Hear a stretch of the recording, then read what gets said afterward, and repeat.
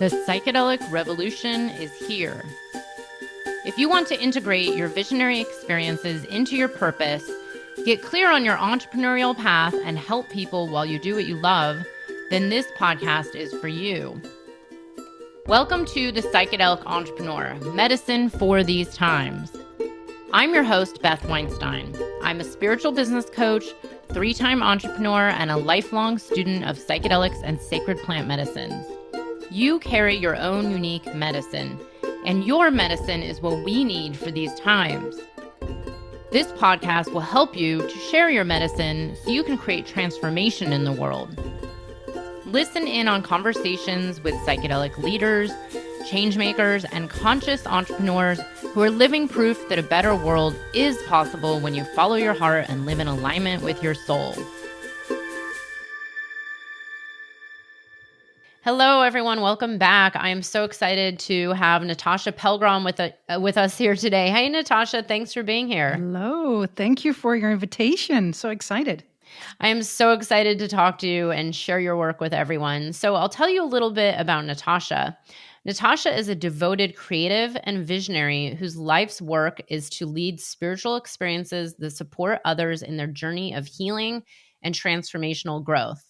Natasja is the founder of Awaken the Medicine Within retreats and online program.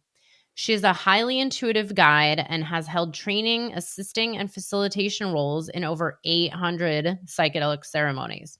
She has also advised and curated healing programs for other psychedelic wellness companies.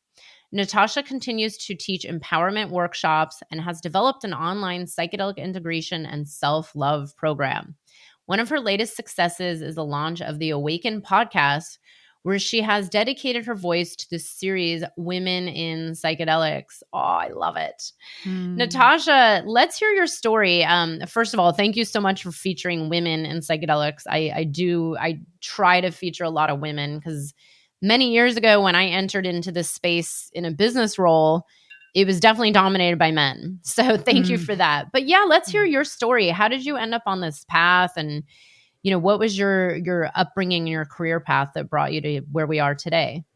Yes, and I could go all the way back to 1979 when I was born, but I will skip that part of my birth. But I do want to start that way back because that will give a lot of answers, why I chose certain things on in this work and my dedication and my focus. One of the things that I discovered very quickly, and I think all children have that, is this innate sense of intuitive ability, and some can really see, sense, feel. And I was really one of those children. And a lot of the times what I was discovering was what the adults or society was projecting back to me did not make sense. Not at all. And one of the things, but I knew I had this inside knowing, this intuitive knowing that I needed to look for answers or find a coherence elsewhere. Therapy at a very young age didn't work. First of all, not saying that it doesn't work for anybody, but still today I'm still in supervision with a therapist. But at that time, the things that really resonated were energy work, shamanism, also meditation. Zen Buddhism was something that I stepped in a very young age. So all of these practices came in, including psychedelics. So I think my first experience was when I was 14. It wasn't intentional. It was absolutely recreational. But that was actually the first seed, because there were nuggets of gifts given to me in that journey that even till 3-4 years ago, I finally understood what was given. So sometimes it takes a lifetime for one journey to unpack. So just for the people that want to go fast, go slow. But so that's been my path. So simultaneously, I've also been very entrepreneurial and very grounded, a very clear spiritual connection, and also very curiosity. And in that entrepreneurial space, at the age of 29, I had already a hospitality business for about 5 years. And this was a place where for rising talent, and it was a club and a bar and a gallery and a shop and all in one. And I was literally 29 in a male-dominated environment, because that's what hospitality and entertainment is. But I had a lot of fun. It was amazing. And, like life also, besides the fact that I, was in a very always developing consciously and always putting practice and understanding that, because that was just something I needed. I also developed very much escapism and egoic structures, like all of us. So I've had for a few years quite a codependent relationship with some substances and alcohol. And until I turned 33, and I literally, it was like time stood still in that moment. Was at the peak of my business, literally having amazing drag shows around me and with amazing dances on the bar. And I was just standing, and there was this voice inside of me, Natasja, is this what you're going to do at 40? And then I was like, no. And literally that weekend, I managed to call up a few people and I sold everything. And a few months later, I was out. So that was a very big shift, I'm a Leo from my star sign, so there's a lot of fire. So when the decision is made, we go. Yeah, so that's so that was really a path immediately. So in 2012, that was when my real transition. There was a deep awakening there because of the healing I needed to do in codependency of substances, but also in relationship. So my big awakening and my big pain and that realization was through this pain, was reconnecting to my trauma and actually taking care of myself, realizing that my upbringing had a lot more influence, although I had a healing path my whole life, it was only till then that I needed to embrace it. So that was a big shift. And because of my background already with coaching and, learning a traditional way of working, because I wanted it, in 2013, it went like a snowball. As super fast, I was literally having phone calls with people like, hey, I know that you're really good at coaching. Can I come over? I was like, yeah, sure. And that's how it started. So, and then I basically launched workshops, started guiding meditations in my living room. I had to start all over. The business I had sold, when I say I sold the business, people think, oh, it must have been a lot of money. No, I was literally living off 10 euros a week, and I had to do a stupid job because I had to rework myself. And this is where medicines came back on my path, and I'm half Portuguese, half Dutch. So in the Netherlands, we have truffles with psilocybin. So it's an easy access. And of course, I already had a lot of education around. Ayahuasca came on my path, and it became just like a beautiful gift, one gift after another, because I had committed to my own healing and my own ancestral healing too. Not only my own, but my ancestral healing. So, and the most fun thing I think about me being in this realm and facilitating and being someone's ally and guide in this space is that I actually started with supporting people with integration. So I was already working a lot with intuition, and working a lot with shamanistic tools, working with neurolinguistic programming, and people were coming more and more on my path, challenges out of DMT experiences and ayahuasca experiences. That was the majority. So this was about 2013, 14, more or less. And that to me, so I had actually a lot of judgment. I was like, that's not going to be my path. People have no idea what they're doing. Not that I knew at the time, but, I was like, whoa, these people are effed up. They're upside down all around. What is happening in this space? So to me, I see it spirit, a creative source just got me a massive gift of learning the difficulties first. And when my ex-partner had done 5-MeO DMT multiple times, he said, Natasja, this is so for you. This is your space. He had done that with a beautiful woman that we probably both know, and I don't want to name because I don't know how public she wants to be. So yeah, we probably both know her. Yeah. Yeah. So I just want to honor that, but I almost wanted to say her name. So, and he had amazing work, and he's like, wow, this woman, Natasja, you could have been her sister. You guys are so alike. This is your space. And I was like, really, really?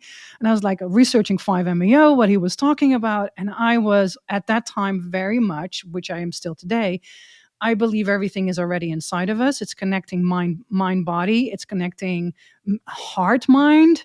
It's the willingness to see our shadow and all of those practices. So for me, it was like, well, like, is this a bypass using this medicine? Shouldn't we go at our own pace? Like, I had all these questions and I had a lot of judgment. And when judgment comes up, it's the invitation to meet it, isn't it? So I knew, like, okay, I got to do this medicine. I had, contacts in the psychedelic space, and of course, and, some really beautiful space holders that I personally had experience. And I asked around, do you know a good carrier of the 5-MeO medicine? And there were 3 people that guided me to the same person. His name was Enrique. He's from Mexico. And at the time, he was coincidentally in Europe. So we have a phone call. We had some text messages and we have a phone call. And he picks up the phone and I say, hi. And the first thing that comes out of my mouth, I'm looking for a teacher. And I'm like, what did I just say?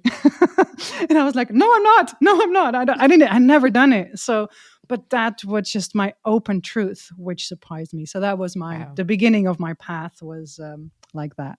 Try to keep it quick and swift so it's comprehensive, but there is so much in there, Oh, I love it. Your path is so similar to mine, and I love it because I'm also a fire sign. I'm a Sag sun and Leo moon. Amazing. But yeah, that path of starting with the recreational use of psychedelics and then the codependency of alcohol and, drugs, what I called drugs back when I did drugs and alcohol to numb and escape and avoid life and, created these unhealthy relationships within myself and brought me into this downward spiral. And then of course there was that one moment of like, is this what my life is going to be in 20 years? Like, is this where I'm headed? And just like, same thing. Like by 2013, it was like everything was just exponential, like exponential growth from that point on.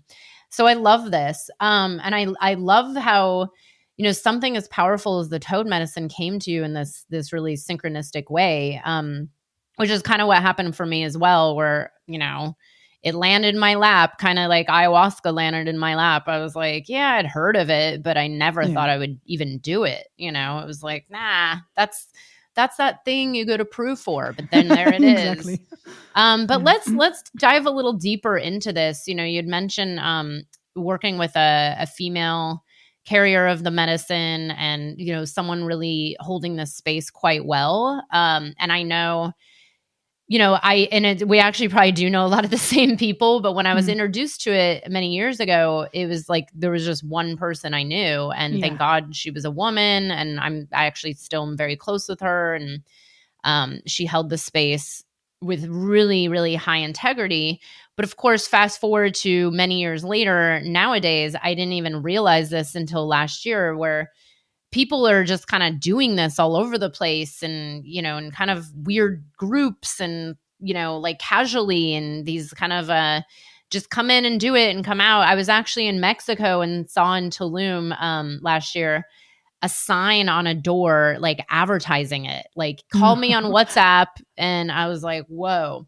So let's talk a little bit about this space of, facilitation of these really powerful medicines. Like, what is your advice to people who either want to do it or who want to get into facilitation when it comes to, this is like no joke medicine here?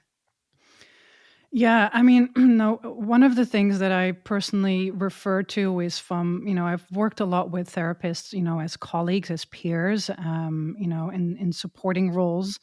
And one of the things that I do appreciate about that structure is they do an oath of do no harm. And, it's like the highest thing that someone can give to you is their trust from human to human. And, that responsibility weighs to me so heavy, because it's the same thing when you are a doctor or you don't know what's in that person. It doesn't matter. Even people that have been working with these medicines their whole life, they would never claim they were born into structure, maybe working with the medicine. I'm a baby in it. I still have moments literally where I go like, what was this? And because of that, you need to be so careful because you don't know the body. You don't know their mind. You don't know their past. You don't know their intergenerational trauma. You have no idea. So to me, it would always be step number one. How willing are you how willing are you to go deep yourself? Are you willing to go and meet all the nooks and crannies? And it doesn't have to be every single day. That's not sustainable at all. We don't have to. And there's also something to be said about that, about the amounts of time, in terms of the quality that you take out of it. But still, that to me is crucial. And you can't fast forward that learning. It takes, there are many people that I know that I have a lot of admiration and respect for. They say you work with one medicine and it takes a lifetime, and there is a reason for saying that. There is a reason to understand it in that way. And so your self path, you have to find teachers there where you're an absolute beginner.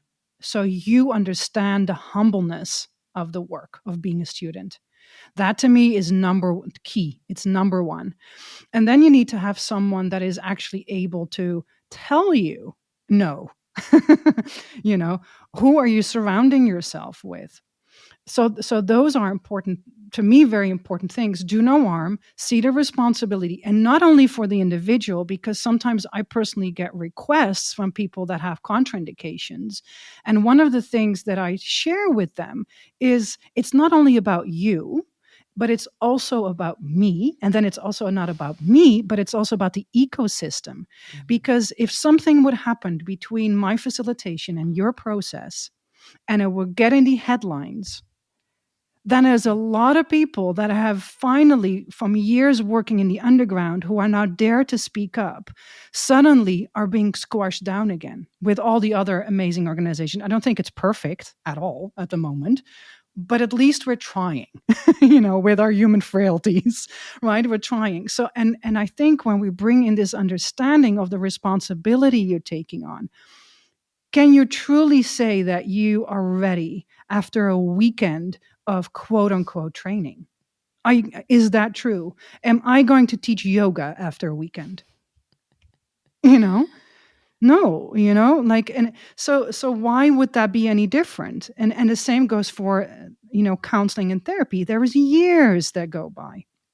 And to me, I think my own path is literally, it begun way before that. And the ambition was never there. For me, personally, I never had the ambition to work with this. It became one of the many tools. And one thing I've always personally known is I need people around that are coming from different directions who can give me feedback, who I can reflect with, who I respect, who are maybe from a whole different line. I have people that are advising me who have nothing to do with psychedelics, right? Who ask me a question where I go like, oh yeah, that's a good one. So and right now there is a lot more possibility. But when you and I were in that space and started, like you said, there was one female with Tricia Eastman. And I remember seeing a workshop online, which was recorded, or one podcast of her. And I was like, oh, this is a woman speaking about this medicine, and I had only experience with men, nothing wrong with men, but they hold a different type of space. And I felt very lonely in that space of, I don't think this is my way, but I couldn't find anybody else to teach me what is my way then. Right. So, yeah. Oh, I'm so glad you brought up this ecosystem, concept. And because I've said this before too. I was like, look, it is for your own safety. It is for the safeties of the facilitator. But all it takes is one very public incident to ruin it for everybody, and we've already started to see some of this, and I'm like, oh, you guys, stop sharing the one, I saw something last week on Instagram, son gets, finds bag of psilocybin, accidentally eats it. Yes. Yeah. I saw that. I was like, how much was in that bag, first of all? That was my first question. Like, that's a big bag. Yeah. And it's like, well, okay, unfortunately, stupid things do happen, but, we don't need to have a bad situation that ruins it for a lot of the underground facilitators, because the reality is, the underground, there are amazing people doing great work. Yeah. And there are definitely some people maybe doing dangerous work. And I've even, I told Natasja before this interview, I've even had a client who said he was going to one of these like weekend long trainings. And I said, like, you have to really ask yourself if you're truly qualified to hold that space, especially considering the amount of, like trauma that people might have. You have to have a very detailed intake process, because then you are potentially doing harm. So but let's talk about this a little more, about this holding space as a facilitator, men versus women. It is interesting. I'm personally going through this right now with my own curandero, who I've been working with for many years in Peru. He's a man. He's amazing. I mean, it's a very masculine space. His icaros are very masculine. And I've now been led to a woman who has been in my field for many years, who's also a Peruvian curandera. And I'm like, oh, yes, like this, I can totally feel the difference in the energy. It's like very masculine versus very feminine. And there is no right or wrong in that space, but it's more like, okay, well, what do I need right now in my life? Like what's the right energy for what I'm going through? But yeah, when it comes to the kind of work you've seen and that you've been, supervising, what are your views on this? Like especially with something like 5-MeO DMT, like masculine versus feminine, or people holding large groups versus one-on-one. Yeah. Well, and this is a topic which I really, really love, and it's still growing. So, for me, it's also something that I'm still in a process of becoming aware. What is that? So it could be that in a week time, if you ask me the same question, I might answer something else. But yeah, one of the things that I noticed. So to honor really my teacher, because if it wasn't for his cowboy style of working, I wouldn't have had the pressure cooker of learning. So I'm also very much aware of that style of, we're doing 10 people a day, 5 days in a row, and going for it. And, and I wouldn't even think of that right now. I was like, oh my God, no, thank you. Thank you very much. But I went, we traveled and I did it. And that gave me the teaching that I now feel confident to be able to hold that space. So that being said, I speak with him on a very regular basis, and we always compare notes in a way to say, okay, what is that difference? Now, interesting enough, we had a call yesterday, and he asked me, like, how many people do you have that are actually challenged with sleeping afterwards? This was one question. And I was like, well, that's interesting. And he's like, yeah, for me, there is a lot of people. And then I immediately said, well, what are you doing with the dose? Are you doing 1, 2, or 3? And he said, like, yeah, but when people really want more, I give them more.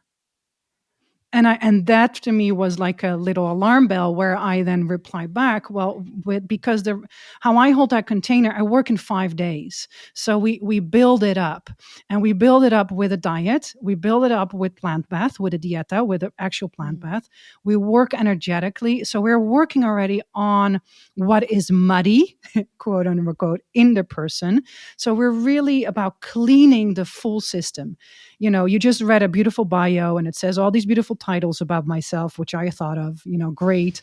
But in the end of the day, if I'm really truthful, I'm a cleaner. I'm a spiritual doula that is responsible to clean the space, the set and setting, myself, the other, the group. I need to consistently make it clean. So the innate healing capacity can take place of the individual, right? And the cleaner you are, the most beautiful thing happens is that you start to trust. The deeper you trust, the deeper you surrender, the deeper it becomes an allyship where you're collaborating with the medicines in that way. And, and then I've seen that collaboration brings in the depth, and people leave complete without any physical, mental, or emotional, or spiritual misalignment. Doesn't mean that happened every time. Of course, I've also had variations of this, but that's already an example of a case study of things that I notice in terms of where his cowboy style, masculine of give more here, and while they're not out of the medicine, he will bring the pipe and give even more. I've seen those facilitations too, where I go like, what? Which to me, the beauty of the moment is the moment of coming back in silence, without any interruption, without any sacred song. Nature around, and coming back in silent space where the space holders are in deep compassion for you and with you. And that silence and that integration moment is where the gifts of awe and gratitude and humbleness come in. And this is, to me, where the magic of the mystical experience then unfolds, because then suddenly Earth becomes a mystical experience and not the other realm, So I could go even further, but I think this is about to give you an example about male-female way of maybe approaching.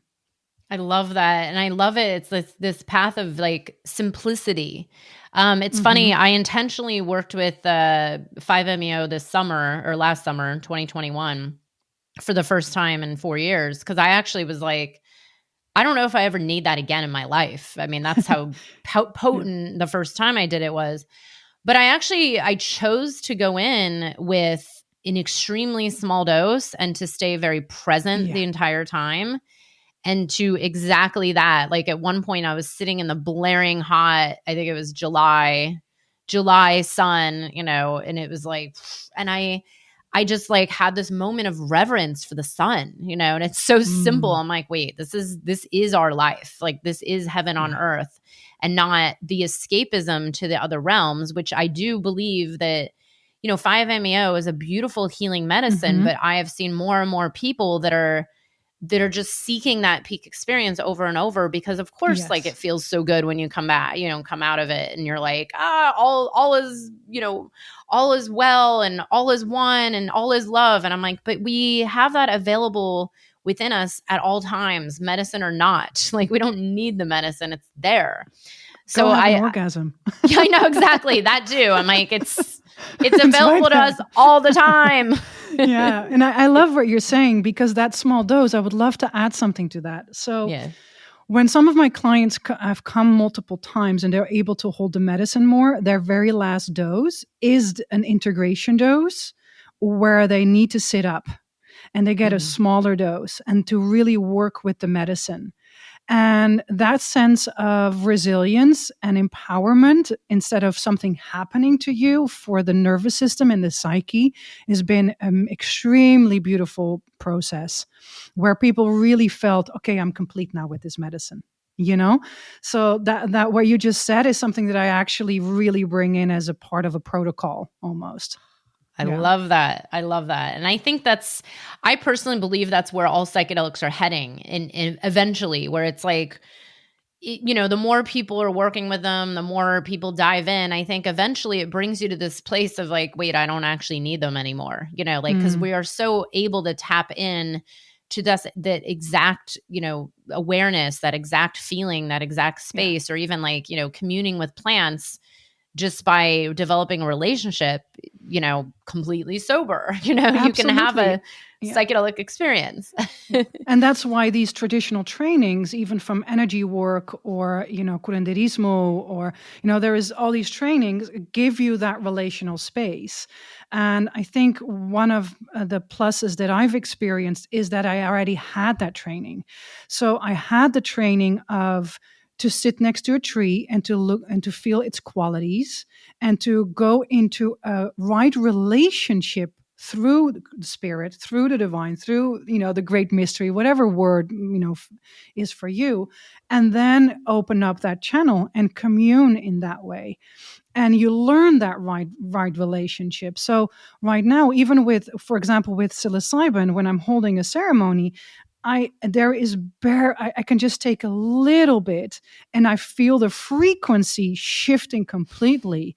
And it's like, I don't need that much in that way. I mean, I do go for my own inner healing and being guided by people that I respect and admire, who know more than me. It's for me to always be a student, but when I'm holding that space, it's just a matter of what is that process in when you have a high dose, there is a process that takes place, and everybody's received in their own way their process. So, and then it's a matter of, okay, how do you then lean into that space? Because there's also a very big, one of the questions that I'm curious about your perspective on this is, I've also, one of the questions I receive a lot, do you think people need to take the medicine or don't? In the space. And of course, because the trainings are, so Western structure, academically structure, it comes off unethical to do it. But actually, it's unethical to not do it in a way, because you're not using your own energy. You're not using your own egoic structure. You're having the medicine guide you where healing needs to take place or a shift needs to happen in the energy field. So not to say that I'm always in on the medicine. So I'm just saying, there is a middle ground, I believe. But that part of that education is something that I think is also needed for people to fully understand. And you only understand it if you experience it. I agree. I know it's come up a lot where it's like, well, can someone be a psychedelic assisted therapist without really working with psychedelics? And I'm like, to me, it's just, it just makes sense. Like, well, why, first of all, how are you really going to know what it's like if you haven't done a fair share of your own experience to understand what your client is going through, or what, how the process works, or how the medicine is bringing up the trauma that the person's come to heal? So yeah, I do believe that, there's a certain level of like needing your own experience to understand and to relate, to be in that space of relating, like, oh, okay, yeah, I've been here before. It's like, it's like integration. Like you have to have done your own integration in order to help people through their integration. Otherwise, like, how do you even know what it's like? And I know I actually went through this back when I first started working with ayahuasca a long time ago. I was seeing a therapist who had never even heard of it. And we couldn't go on any longer. It got to the point where I was like, I need to talk to someone about this, like someone who's done it before. And so I found someone else who actually works with medicine, who helped me really make the most of the experience and integrate it, which is where we get the real healing. It's not so much in that 5-hour space. It's in what happens afterwards and how it, processes in your life and how you can learn from it and bring it back and integrate it. That's the whole point. But actually, let's talk about this a little, because I know you help. You have a lot of therapists and people maybe wanting to step into this space. I'm curious, especially being in Europe, how have things changed over the years? Like, is there more and more interest, or people wanting to start offering this to their clients? Like, what's happening on, from your perspective when it comes to this whole like underground psychedelic assisted healing or therapy?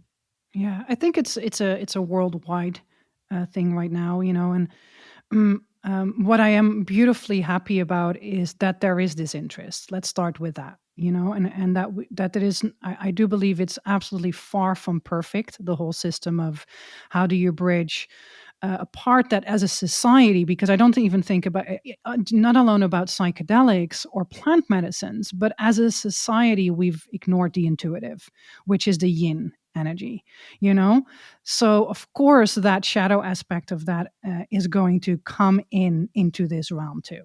So this is the one thing that I'm observing personally. Okay, how can I contribute generatively into the space and educate people in the way and invite them to experience it? Because once you've experienced it, and it is not me and you telling them, So what I do have is a lot of people that need therapy, counselors that are coming on the path that are wanting to do this work, and and then are needing guidance of how do I do this.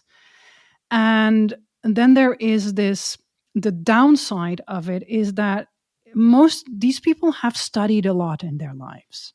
They've invested a lot of finances to be having these 3 letters behind your name, Let's just, I'm in awe for that, because I didn't have that patience, to do that when I was young. I was in a different mojo there. But so I have a lot of respect and reverence for that dedication of wanting to heal. And in a way, they are healers too. It's just we don't have maybe other avenues. And that's just what I see, especially a lot with female therapists, that the initial is actually the healer. They're actually more plant medicine women than they've might be admitted, until they start to realize, wow, my grandmother used to do this and this. I always wanted this with my, so these things start to waken up, these feminine qualities in a way. And so in the way of working with this, and I'm seeing in this realm and more people, what is happening is the importance of actually giving people experience. So this has been my focus. I do have one-on-one mentoring with people. I only have a very small group because it takes a lot of time.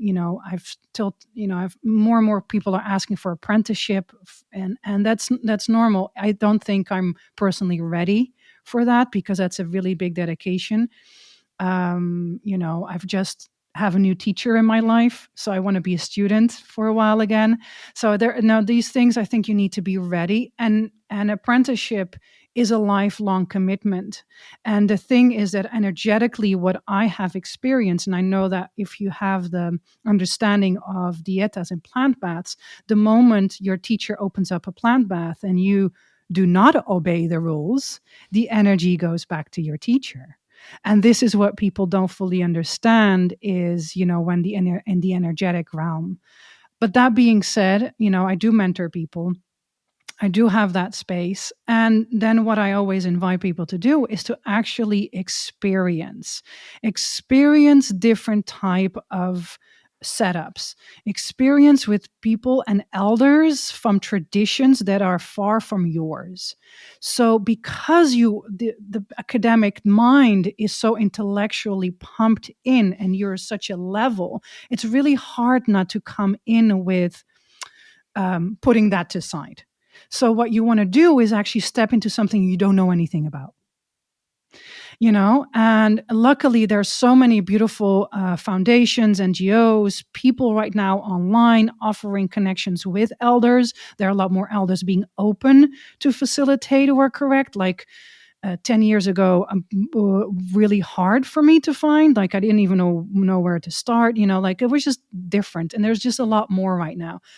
And then I always try to bring in my own retreats, work with people that have actually been 10 plus year trained in a specific tradition, and people to experience that. Because I know what I personally am good at is I can bridge language. I can bridge the academic realm with the spiritual realm, because I actually think they're both the same. They're just speaking a different language. It's a different dialect, So that place, and then bringing in a ceremonial lead that is experienced in a tradition where people are experienced, but then they still have, let's say, the compassionate space of, oh, how do I now translate this into my system, into my life? The cognitive practices that are needed, especially in integration and preparation around that experience. So yeah, this is a bit where I see where, at this very moment, and probably, but I think a lot of people will also start to drop off in a way, because the online programs, which are beautiful, and there are many, with all the good intentions, people are not learning how. Mm-hmm.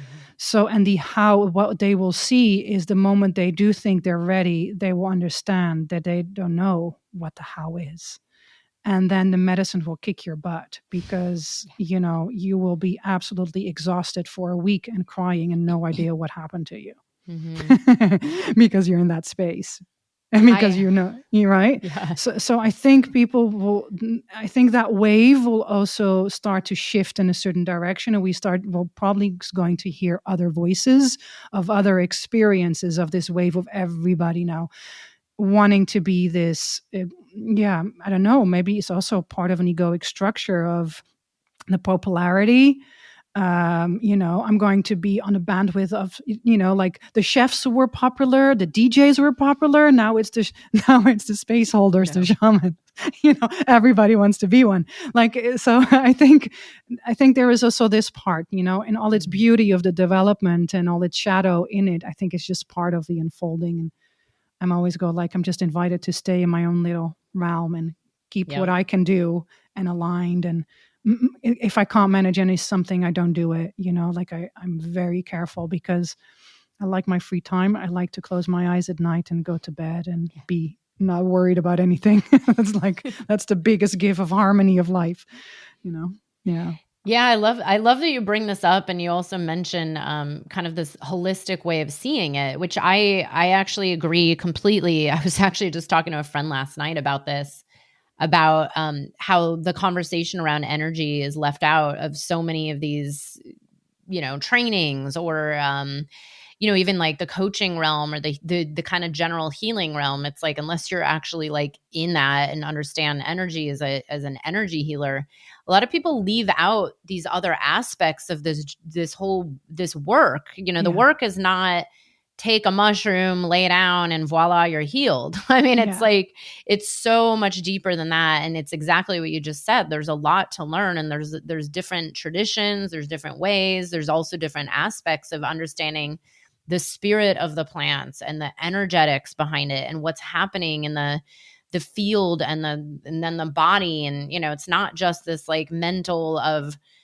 which I feel like I've been seeing so much the last few years, like, I just want to heal depression. Give me some drugs, and it's very like Western. I keep naming it the Amazon Prime effect, where everybody just wants to order something and have it delivered the next day. And, wants it to just be easy. And then, people forget, especially as a facilitator, like you're potentially taking on, a lot of this energy and doing like to understand like what's actually happening to you as a facilitator, which I think a lot of people leave out. And it's exactly what you just said. It's maybe you're going to learn the hard way, or maybe your ass will get kicked on some level, And I think it's also, when it comes to understanding that, for example, I remember the first images from the studies with depression where people were laying down with a mindfold and a headphone on.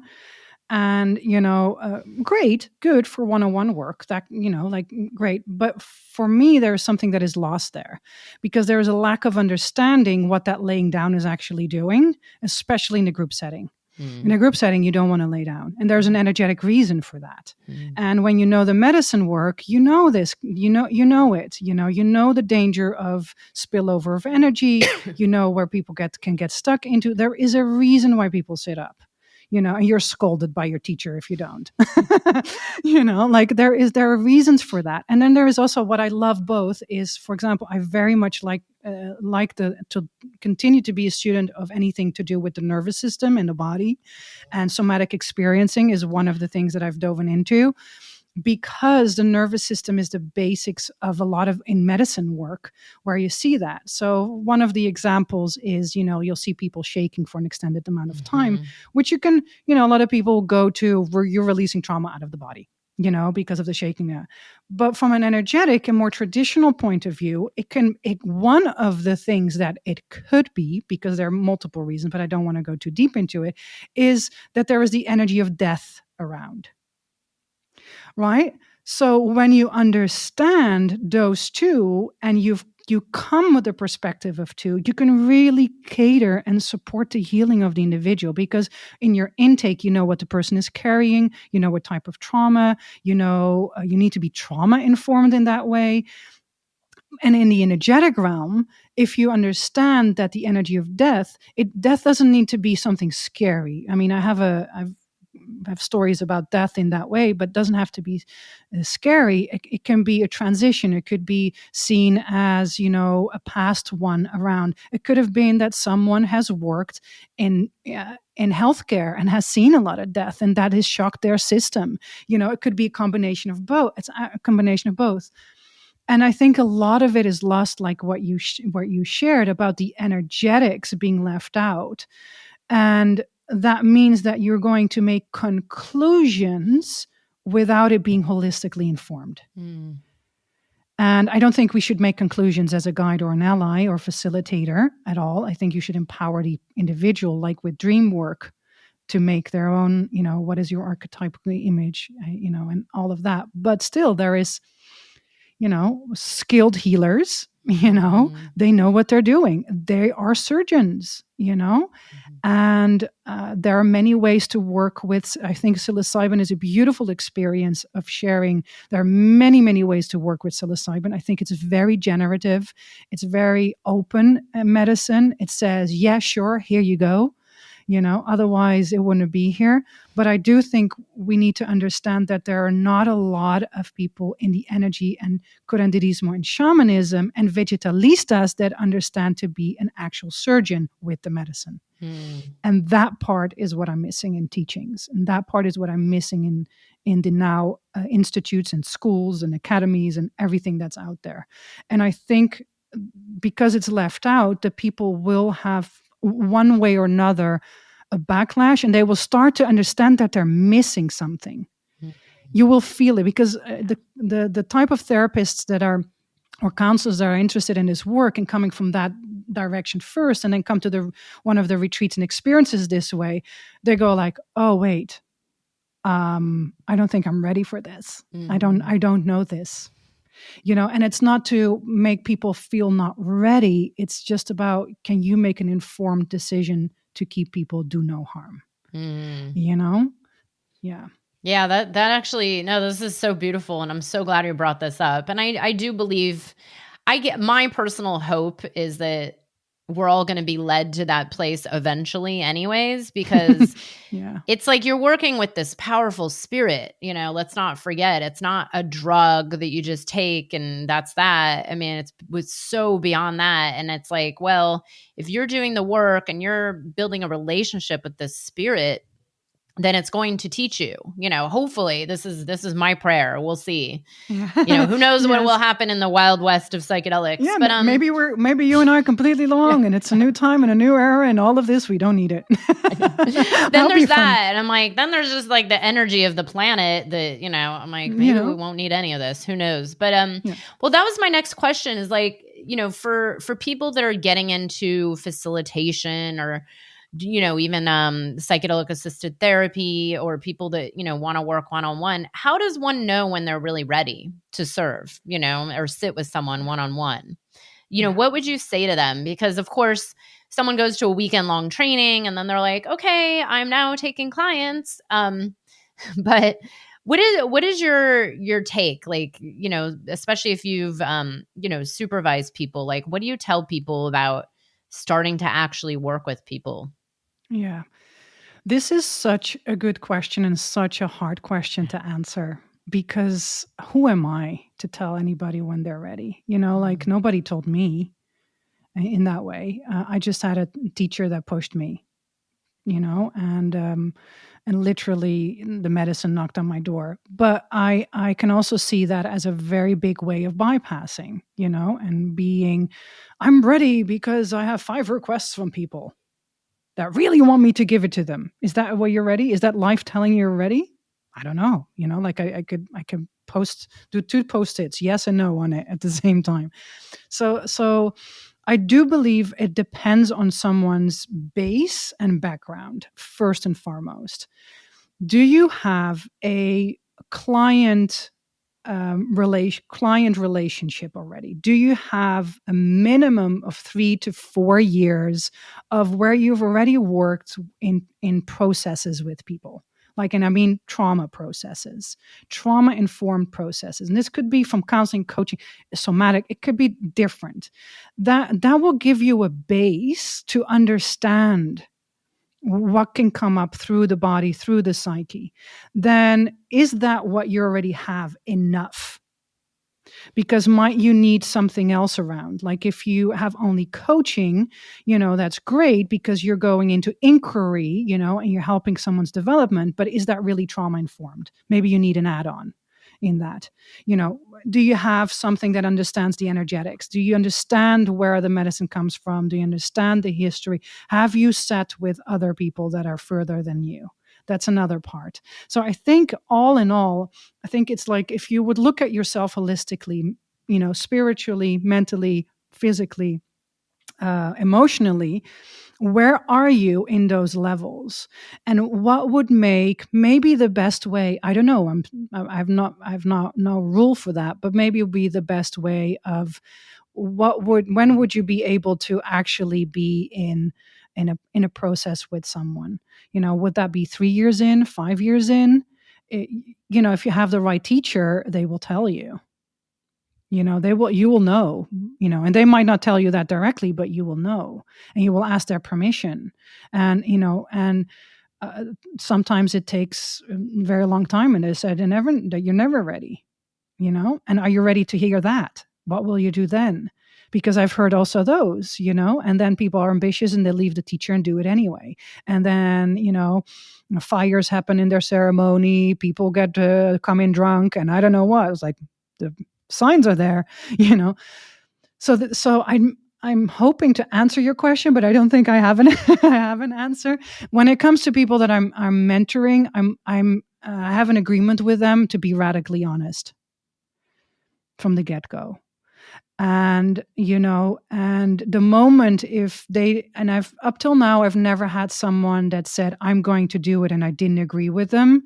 But if that would be the case, I would not be their mentor anymore.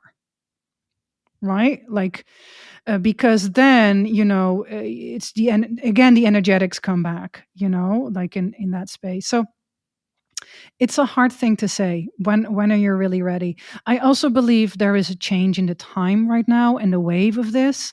And I also believe there is a difference if you're working with ayahuasca, if you're working with psilocybin, it depends also on the medicine and what is the history of the medicine. Do you fully understand that? I really think psilocybin is a bit more, lenient. There is more flexibility in that in terms of risk and understanding that space. But yeah, I don't. And how many ceremonies have you experienced? And one is not enough. Yeah. No, this is a great answer. Two is not enough. Three is not enough. Exactly. Yeah. Yeah. And I always say, look, like, you can start out with microdosing with someone, it's like, there's a lot of power in very small, like I know it's our society that wants these big peak experiences, but very often I've had actually, even with ayahuasca, some of my most profound moments with ayahuasca were when I would work with it alone in the jungle and my shaman would give me like a little microdose, and it was the most profound experience ever. And that was not even in an actual ceremony. It was just me, the smallest possible dose. So, don't underestimate the power of even small. And then one thing I always tell people is, look, like, if you can't hold a certain level of trauma-informed space or understanding of somatics or energetics, have a resource list of good people that you can send people to. Yeah, like I do that for my own, I'm a business coach. I help people start and grow businesses. But if one of my clients is dealing with something that is beyond my capacity or beyond the scope of the work, I have a whole list of like, here are my somatic therapists that I know personally that I've worked with. Here are some healers that I know are great. Here's some energy workers that I trust. So I can hand them this list and say like, okay, you need support that is beyond my capacity, and go call one of them, So that's another thing, is like to really have a network of good support where you can actually tell people like, look, and I agree, like radical honesty, like you got to be honest with yourself, with the clients, with your teacher. And I always say, like, you have to ask yourself, like, is this really coming from truth or ego? Is this just my ego that wants to get busy and whatever it is, make money or whatever people are after? Or is it really like you're truly feeling ready to help people on this journey? But we'll see. I have a friend who, she's trained in the Shipibo tradition, and we've created a beautiful protocol for a women-only retreat. And we always have these deep conversations with each other because I'm a lot more inclusive, and she comes from a deep Shipibo tradition training, and she's not inclusive at all. Like I'm about, build stages, put people on it, let's empower, let's go, no. And she's like, no. Look at this medicine is crooked. This is with this. This is with this. These people are not ready. I'm not teaching any. Like I don't want to be a teacher because this is, and that's the other part of it. Like we all hold this slightly different perspective in this way.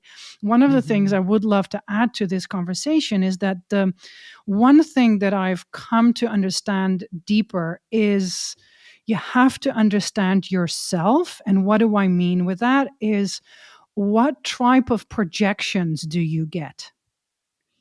Because do you really want to save people? Are you the wounded healer that wants to step in? Because I think all of us are in part in this work are in a way, one way or another. Do you understand that part? What is the projection? Whose love did you crave most growing up? What is that type? What type of clients are coming to you? What does that say about that love that you craved most?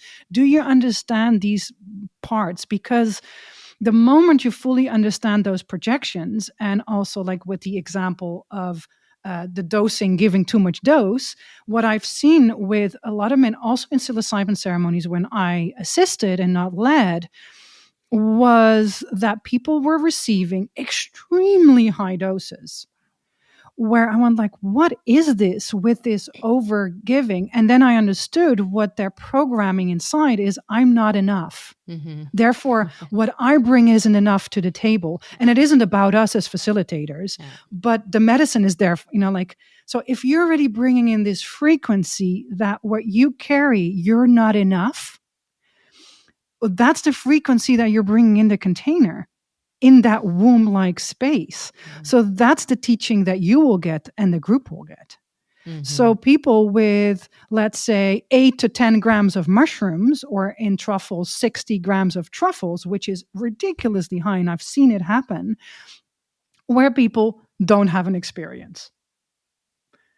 Like nothing. And I go like, yeah, of course. Like, and so the medicine starts speaking to you in a different way. I was like, hello, wake up. I'm not going to work right now with you, with this. So it's like, are you able to understand your own programming to the core? And it doesn't mean that you're not triggered or activated by things. Of course we are, like we all have those things. But do you understand where that's coming from? And are you able to hold the container without it making about you in that container? Can you then take it outside and deal with it? That's like exactly it. I think that's where I've seen a lot of people also in the therapeutic realm coming in and volunteering 1 or 2 times and being absolutely triggered in their worth, because I have this and this training and I should be holding a workshop, or I should be holding an element of this retreat. And then they don't. And then they get triggered in their worth, and they can't even sit still in ceremony. Oh my God. It's so funny. I just recorded an episode about this and mentioning where I spoke about the core wounds that are really running you, and it's like, I'm constantly reminding my clients that none of this is actually about you, like the whole coaching, healing, transformational industry. Of course, it is the wounded healer. It is like built on this notion of like, well, I went through this and now I'm able to help people. But if you don't have your core wounds in check, you're going to be operating from this place that is actually not truly in service. And it's operating from your own wounding, which I've seen so much out there in this industry that I've been in, I've been around for years, where I'm like, that coach is just like, her whole entire way of being is her wounding, and it's, we are human. This is part of it, but it's like the more you can have this in check, it's exactly what you said, like the cleaner the energy is going to be around it. And to know like, okay, I'm truly just coming from a place of service, and here are my wounds. And at least I have an awareness of what's running behind the scenes versus projecting it onto a whole group of people, which I'm sure you have. I've been in ceremony space with people who it changed the whole entire night, where like they're going through, the facilitator was going through something, and it's like the whole energy changed, and it was like, wow, this whole night was his projection. It's amazing. And it's not clean, and that's why I'm super selective about who I sit in ceremonies with and who I work with, because it's like, if not, it's exactly what you said, like the medicine won't work, or something else will be projected, or you'll take on somebody else's stuff, or whatever it is. And it's not the true place of service, of healing. And so I think this is where it becomes very important. Like, do your own inner process, keep it in check, have a supervisor, have someone guiding you and helping you through it so that you are actually in service to those that want to work with you. So this is amazing. So Natasja, we only have a few minutes left. Can you tell people, where to find you? What is it that you have going on? I know you've mentioned some retreats. What do you offer? Tell people about what's happening with you in the next year. Yeah. So, well, this next year we have, of course, retreats in the Netherlands, and then we have retreats in Portugal. Those are my two favorite countries because I'm half Portuguese, half Dutch. I have the gift of both worlds. So we have in-person experiences there, and we focus very much on preparation and integration. We have a full program around with a community platform. And so that's, of course, ongoing, and that will be ongoing even to next year. And I just opened up the doors again for a new mentorship. So for one-on-one work with me, and this is mostly for people, I have leaders that have nothing to do in the psychedelic space as well, that work with me, but are in a exploration of themselves, and most of the time I call those leaders going from brain to heart, vice versa. So that's where I'm focused. And then, but the majority is counselors, therapists, and coaches and healers that, that understand the work that I've done, or, and want to have someone around. So that's definitely on the plan and continued. And yes, and some beautiful things are evolving in the next 2 years, and some beautiful collaborations. And I'm always very mindful what to already announce where, but people can definitely just look at the website and subscribe to newsletters and all of that. But that's it for now, for today, and that's plenty already. That's plenty for now. For now, yes. Yeah. Well, we'll have all your links right here in the show notes, and of course, when you do come up with something new or a new collaboration, just share it with me, and I'll share it with everybody else. And yes, there's some beautiful things coming out, and yes, some amazing things, and also new venues here in the Netherlands that are really about transformation and healing that we're collaborating with. So it's quite a lot of things. So I'm super excited. So good. I got to make it out to Portugal. It's one of my favorite places in the world. You have to.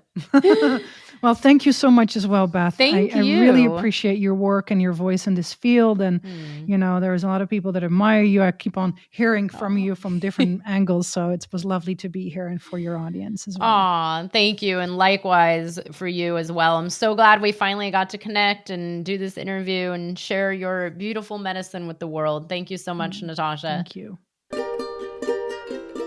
I hope you enjoyed the episode. If you're feeling inspired, I'd appreciate it if you showed your love with a review. And check out my YouTube channel where you can find the video version of this podcast. You can also head to bethaweinstein.com to learn more about me and grab my free business growth trainings. Remember, you carry your own unique medicine, and your medicine is what we need for these times.